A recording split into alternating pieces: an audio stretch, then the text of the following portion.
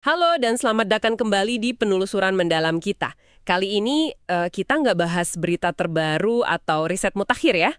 Iya, kita agak mundur sedikit ke masa lalu ya. Betul. Kita mau coba gali kebijaksanaan dari buku catatan Albert Hubbard. Mungkin Anda pernah dengar namanya.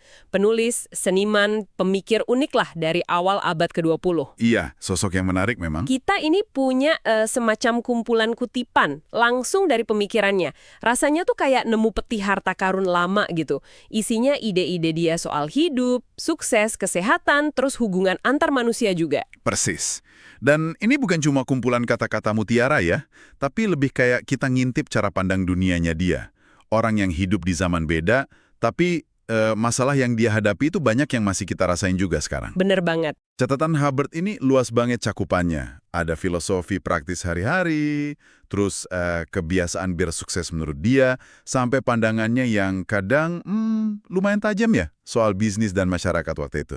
Nah, misi kita kali ini bareng Anda adalah ya nyoba nyaring nih butir-butir wawasan yang paling seru atau mungkin yang paling nantang dari catatannya Hubbard. Kita cari hikmah yang siapa tahu bisa jadi percikan inspirasi atau bahan mikir buat Anda hari ini. Kita coba kupas bareng lah ya intisari pemikirannya. Oke, siap. Buat mulai nih, ada satu kutipan yang menurut saya langsung ngena banget. Dari catatannya dia. Karakter itu hasil dari dua hal. Sikap mental dan cara kita menghabiskan waktu.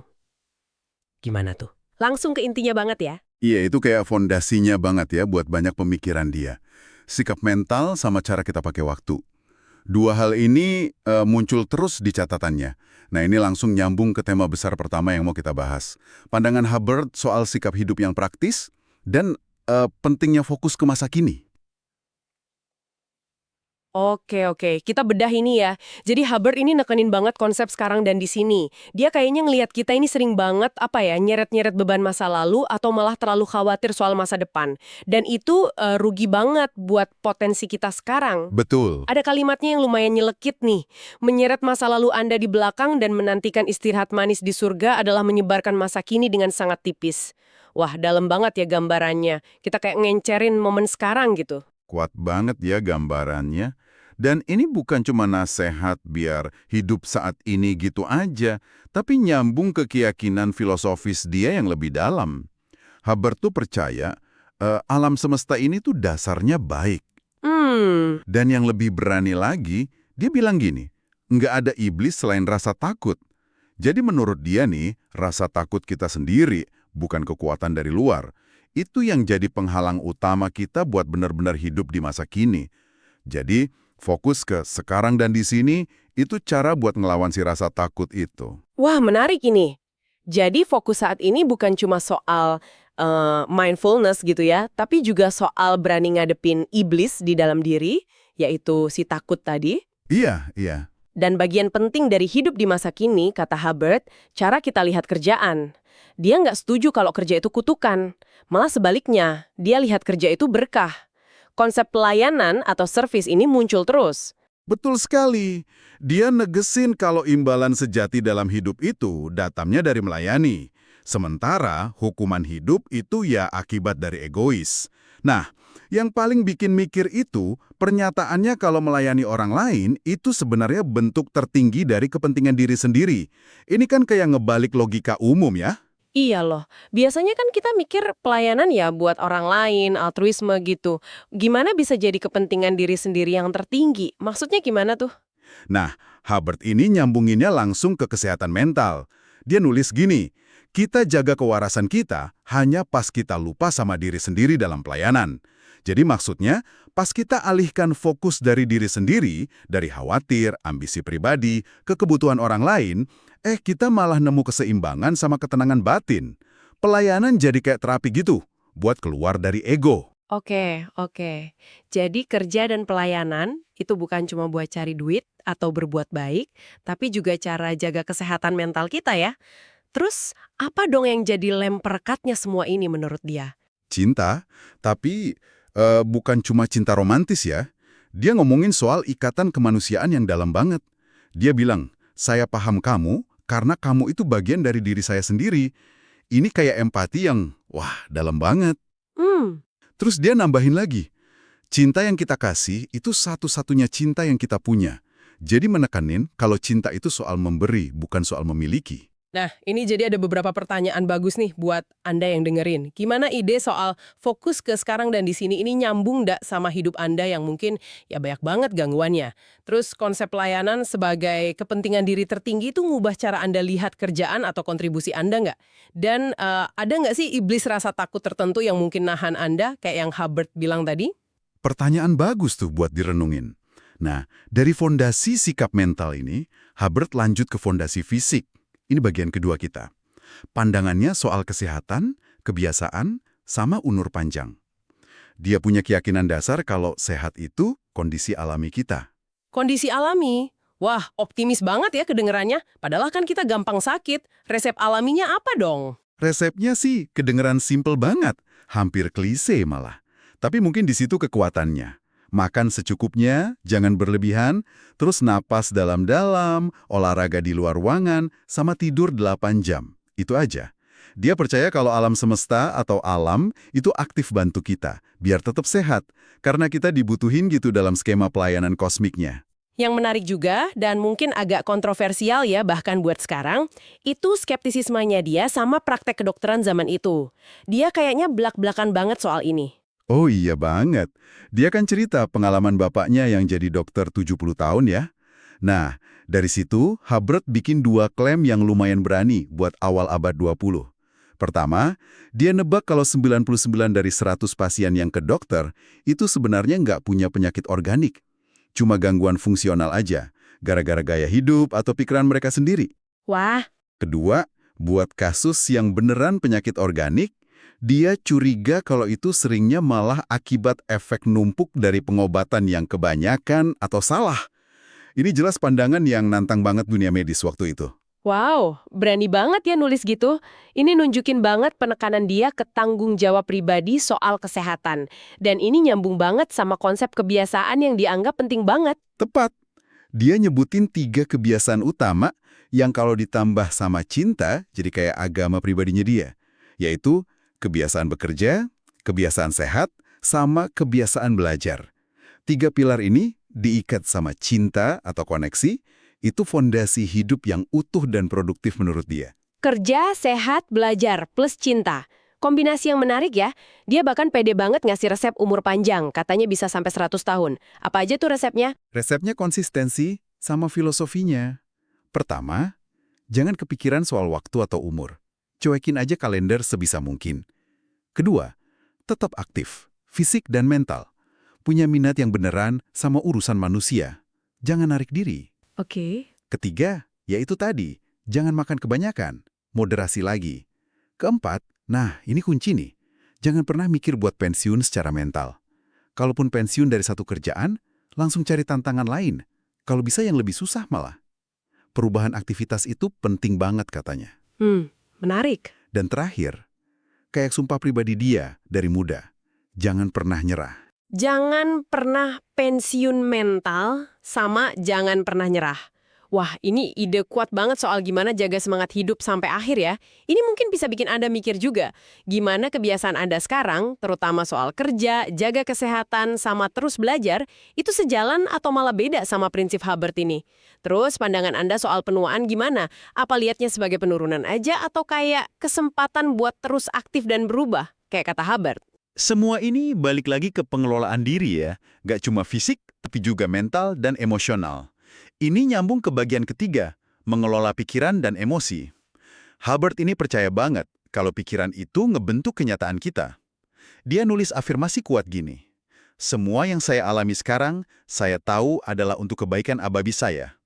Ini bukan cuma optimis biasa, tapi keyakinan kuat kalau ada tujuan baik di balik semua pengalaman. Bahkan dosa aja, kata dia, cuma energi yang salah arah. Energi yang salah arah. Wah, cara pandang yang beda ya soal kesalahan atau gagal. Terus ada satu konsepnya yang spesifik banget dan lumayan unik nih. Prinsip gerak sama dengan emosi atau motion sama dengan emotion. Bisa dijelasin lagi nggak? Intinya itu soal seimbang antara input atau impresi sama output, yaitu ekspresi atau gerak. Jadi kalau kita terus-terusan nyerap info, ide, atau bahkan emosi dari luar, nah, kita perlu imbangin itu dengan tindakan nyata. Bikin sesuatu, ngajar, berbagi, pokoknya melakukan sesuatu lah. Kalau nggak ada penyaluran ini, energi emosi atau mental kita bisa macet. Macet. Ya. Terus akibatnya apa dong kalau macet gitu menurut Hubbard? Dia pakai istilah kongesti. Jadi emosi atau ide yang diterima tapi nggak dikeluarin atau diolah jadi tindakan, itu bisa bikin kayak sumbatan di dalam diri. Kalau udah parah, dia percaya ini bisa bikin masalah mental kayak putus asa atau malah penyakit fisik. Serius? Sampai penyakit fisik? Ya, dia kasih contoh gini, agama yang cuma nekenin pengalaman senang-senang atau ekstase, tapi nggak ngedorong kerja nyata atau pelayanan, itu bahaya. Soalnya, nggak ada gerak yang nyeimbangin emosinya. Oke, jadi belajar tapi nggak dipraktekin, ngerasain sesuatu tapi nggak bertindak, itu nggak seimbang dan bisa bahaya ya.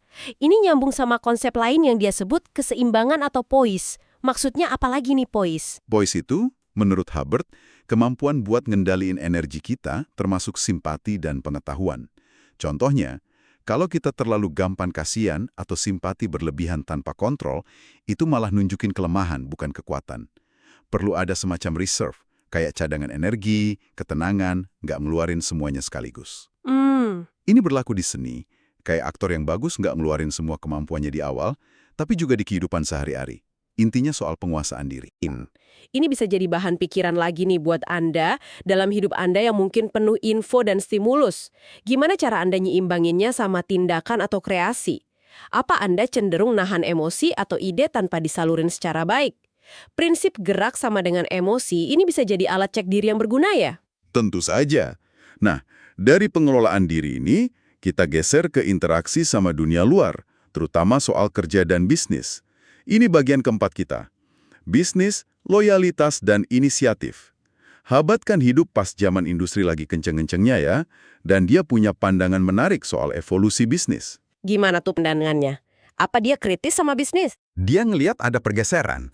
Dia bilang gini, perdagangan itu bukan lagi eksploitasi. Ini adalah pelayanan manusia. Menurut dia, bisnis yang mau awet itu harus dasarnya saling ngasih, kerjasama, bukan cuma ambil untung sepihak. Dan dia nekanin banget, kalau dalam jangka panjang, kebenaran itu satu-satunya hal yang berlaku dalam bisnis. Wah, idealis juga ya dia. Terus gimana pandangannya soal pemimpin di bisnis? Konsep bos kan seringnya konotasinya negatif gitu. Nah, Hubbard nyoba ngasih definisi baru buat bos. Bukan jabatan, tapi lebih ke peran. Menurut dia, bos sejati itu, pertama, orang yang kerjanya paling banyak dan nanggung beban paling berat. Kedua, orang yang mau mulai sesuatu, ngawal sampai beres, dan tanggung jawab penuh sama hasilnya. Oke. Ketiga, orang yang mau bayar harga kesuksesan, yang seringnya ya kerja keras ekstra dan pengorbanan. Ini jelas bukan gambaran bos yang cuma duduk manis dan nyuruh-nyuruh aja ya. Iya, beda banget sama bayangan umum. Selain kepemimpinan, dia juga nekenin banget soal loyalitas. Ada kutipannya yang terkenal. 1 ons loyalitas itu nilainya sama kayak 1 pon kepintaran. Kok bisa loyalitas lebih berharga dari pinter menurut dia? Buat Hubbard, loyalitas itu sumber kekuatan psikologis. Dia percaya kalau loyalitas, entah ke tujuan, ke perusahaan, atau ke prinsip, itu ngasih ketenangan pikiran, fokus sama tujuan. Pikiran yang pecah atau ragu-ragu karena nggak loyal, itu dianggap pikiran yang sakit. Nah, yang paling provokatif itu argumennya kalau loyalitas itu sebenarnya buat diri sendiri. Loh, kok bisa loyal ke orang lain atau perusahaan itu buat diri sendiri? Gimana logikanya? Gini logikanya, pas Anda nggak loyal, Anda itu sebenarnya bikin konflik di dalam diri sendiri, bikin ragu, bikin nggak selaras. Ini ngerusak integritas sama ketenangan Anda sendiri. Jadi tindakan nggak loyal itu, kata Hubbard, ujung-ujungnya paling ngerugiin diri sendiri. Sebaliknya, kalau komitmennya jelas, loyal, itu malah ngebebasin energi mental buat fokus ke kerjaan atau tujuan. Ini pandangan yang psikologis banget ya soal loyalitas. Loyalitas sebagai cara ngerawat mental diri sendiri. Wah, perspektif baru ini. Ini pasti nyambung banget sama ide soal inisiatif dan tanggung jawab ya. Nyambung banget. Hubbard percaya sama hukum alam kepemimpinan. Dia nulis, tanggung jawab itu ngalir ke orang yang bisa nanggungnya, kekuasaan itu ngalir ke orang yang tahu caranya.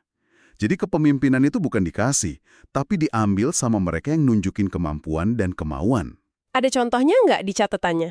Ada cerita menarik soal pekerja pabrik namanya JB. Tanpa diangkat resmi, si JB ini otomatis jadi pemimpin gitu aja. Soalnya dia selalu ambil inisiatif, tahu apa yang mesti dilakuin. Orang-orang jadi pada nanya dan ngikutin dia secara sukarela. Ini contoh pas banget gimana inisiatif dan mau ambil tanggung jawab itu bisa ngelahirin pemimpin secara alami. Hubbard ngelihat dorongan inisiatif ini penting banget buat majuin peradaban. Dia juga kayaknya nggak suka ya sama tipe orang yang pasif atau ngerasa berhak gitu. Dia punya istilah khusus buat mereka. Betul, dia lumayan kritis sama yang dia sebut orang paranoyak. Tapi bukan arti penyakit ya. Lebih ke tipe orang yang egonya gede, ngerasa berhak atas segala sesuatu, entitlement, terus cenderung ngerasa jadi korban atau kayaknya dia doang yang nggak perlu kerja keras. Ini beda banget sama figur idealnya dia, manusia 100 poin, yang fokus ke pengembangan diri, tanggung jawab sama jalannya sendiri, dan punya prinsip nggak belanja sebelum ngasilin. Wah, ini kayak kritik abadi ya antara mentalitas korban sama mentalitas pemilik gitu. Jadi ini munculin pertanyaan lagi nih buat Anda renungin. Gimana konsep loyalitas ala Hubbard yang intinya buat diri sendiri itu nyambung nggak sama Anda? Di kerjaan atau proyek Anda, gimana caranya imbangin antara pinter, skill, strategi, sama loyalitas, komitmen, integritas? Dan udah sejauh mana Anda ngerasa ngambil inisiatif dan tanggung jawab di hidup Anda? Wah, udah lumayan banyak ya kita jelajahi sudut pandang Albert Hubbard ini. Mulai dari cara dia lihat hidup sehari-hari, kesehatan, pikiran, sampai dunia kerja. Tema-tema kayak fokus saat ini, kekuatan kebiasaan, pentingnya melayani, keseimbangan diri, loyalitas, sama inisiatif itu muncul terus ya. Iya, kerasa banget dagingnya. Meskipun ditulis udah seabad lebih ya, banyak idenya yang masih kerasa nantang dan seger gitu. Penekanan dia ke tanggung jawab pribadi, tindakan nyata, sama kekuatan pikiran itu kayaknya nggak lekang waktu ya. Dan mungkin itu ya daya tarik pemikir kayak Hubbard ini. Mereka nyentuh hal-hal mendasar dari pengalaman jadi manusia. Nah, sebagai penutup nih, kita mau tinggalin Anda dengan satu ide terakhir dari Hubbard yang lumayan bikin mikir, sebuah paradoks yang dia sebut beberapa kali di catatannya. Katanya setelah kita capai sesuatu atau nemu titik istirahat, kayak ada suara dari dalam yang bilang, bangun dan pergi dari sini, karena ini bukan tempat istirahatmu. Ini paradoks pertumbuhan yang menarik banget. Jadi, kepuasan dari pencapaian itu kayaknya cuma sementara. Selalu ada dorongan dari dalam buat maju lagi, cari tantangan baru, atau ngelewatin kondisi sekarang. Ini kayaknya nunjukin kalau mungkin istirahat beneran atau kepuasan final itu bukan tujuan akhirnya. Mungkin hidup itu ya soal perjalanannya yang terus-menerus, bukan tujuannya. Jadi pertanyaan terakhir nih buat Anda bawa pulang dan renungin. Apa artinya paradoks pertumbuhan ini buat pencarian Anda akan kepuasan atau kebahagiaan? Rasa nggak puas yang muncul setelah kita capai sesuatu itu, apakah itu masalah? Atau justru malah jadi bahan bakar penting yang bikin kita terus tumbuh dan berkontribusi? Sebuah pertanyaan yang mungkin nggak ada jawaban gampangnya ya, tapi pantas buat terus direnungin. Pemikiran Hubbard ini, dengan segala keunikan dan kadang provokasinya, jelas ngasih banyak bahan buat itu. Terima kasih banyak ya sudah menyimak penelusuran mendalam kita ke dalam catatan Albert Hubbard kali ini. Semoga ada percikan ide atau perspektif baru yang bisa Anda bawa. Sampai jumpa di pembahasan berikutnya.